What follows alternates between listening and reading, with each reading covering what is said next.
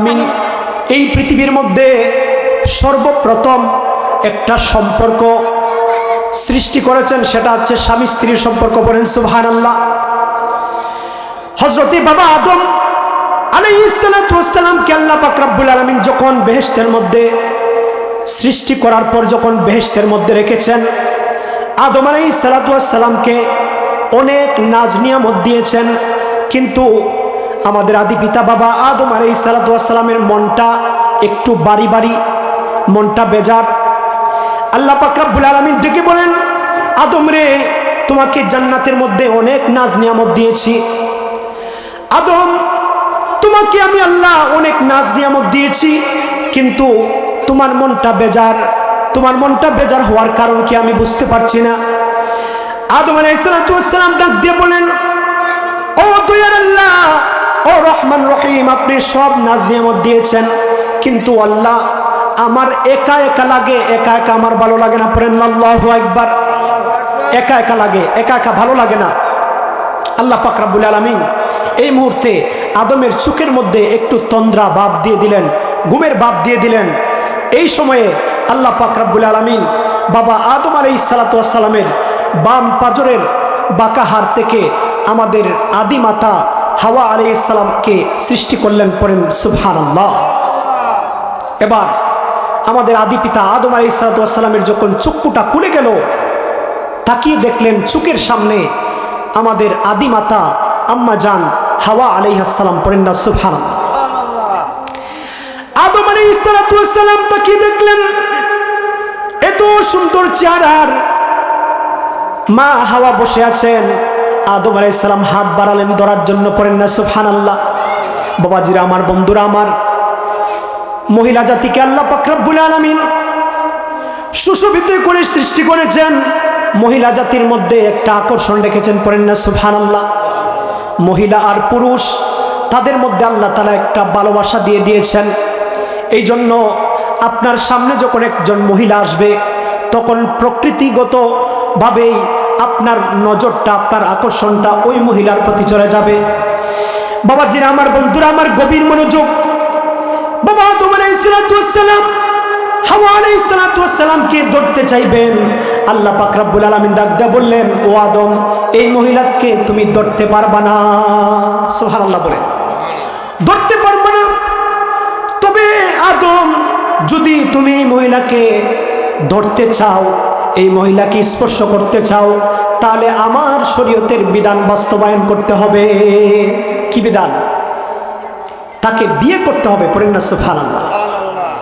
এই বিয়ের মাধ্যমে বাবা আদম আর আদিমাতা হাওয়া আলাইহিস সালামের মধ্যে একটা সম্পর্ক হয়ে গেল। তাহলে পৃথিবীর মধ্যে সর্বপ্রথম সম্পর্কের নাম হচ্ছে স্বামী স্ত্রীর সম্পর্ক। পড়েন না সুবহানাল্লাহ। এই সম্পর্কটা এমন সম্পর্ক, যে সম্পর্কটা পৃথিবীর সর্বপ্রথম সম্পর্ক, এবং যেই সম্পর্কটা হয়েছে খুদ আল্লাহর জান্নাতের ভিতর। পড়েন না সুবহানাল্লাহ। এই জন্য বাবাজিরা আমার, বন্ধুরা আমার, স্বামী স্ত্রীর মধ্যে জান্নাতি সম্পর্কটাকে আমার আপনার জীবনে যদি এটা ইসলামের বিধান মতো সম্পর্ক করা যায়, তাহলে স্বামী স্ত্রীর জন্য এই দুনিয়াটাই জান্নাতের বাগান হয়ে যাবে। আল্লাহর হাবিব বলেছেন, আদ-দুনিয়া কুল্লুহা মাতা ওয়া খায়রু মাতা'id দুনিয়া আল মারআতুস সালিহা। আল্লাহর হাবিব বলেছেন, ও দুনিয়ার মানুষেরা, শোনো শোনো, একজন পুরুষের জন্য এই দুনিয়ার সব কিছু সম্পদ, আর এই দুনিয়ার সব সম্পদের মধ্যে ওয়া খায়রু মাতা'id দুনিয়া আল মারআতুস সালিহা, এই সব সম্পদের মধ্যে সর্বশ্রেষ্ঠ সম্পদ হচ্ছে একজন পুরুষের জন্য একজন নেককার স্ত্রী। পড়েন না সুবহানাল্লাহ। আপনার স্ত্রী যদি নেককার হয়ে যায়, আপনার যদি একটা নেককার স্ত্রী থাকে, আপনার পরিবারটা, আপনার সংসারটা জান্নাতের টুকরা হয়ে যাবে। আল্লাহর হাবিব ডাক দিয়ে বলেন, ও দুনিয়ার নারীরা, শুনো শুনো, যদি তোমার স্বামীর পা থেকে মাথা পর্যন্ত, মাথা থেকে পা পর্যন্ত যদি সারা শরীর পুঁজ দিয়ে ঢাকা থাকে, পুঁজ দিয়ে আচ্ছাদিত থাকে, আর তুমি যদি তোমার সুন্দর জিহ্বা দ্বারা তোমার স্বামীর পা থেকে মাথা পর্যন্ত এই পুষ্টা জিহ্বা দিয়ে ছাঁটাই করো, তারপরও তোমার স্বামীর হক আদায় হবে না। স্ত্রীর জন্য স্বামী এমন মূল্যবান সম্পদ।